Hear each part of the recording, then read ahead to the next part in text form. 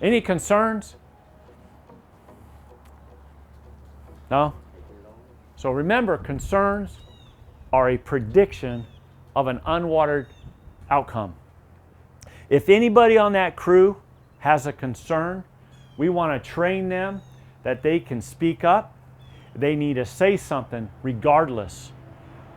Stop work authority. We need to stop the work. We need to grab a hold of each other, get the attention of each other, stop the work, and we need to have a line huddle. Okay? We need to have a line huddle and talk about that concern. If it's a concern with one person, that groundman, he's only been on the job for 2 months. He's seeing something happening, and to him, it's a great concern. And you all better listen to what he's about to say, because it could save your life. Maybe you got a little complacent. He's not complacent, he's fresh.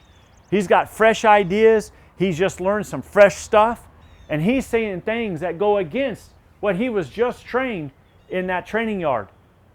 That somebody else, that journeyman lineman, has gotten complacent and he's been doing for years.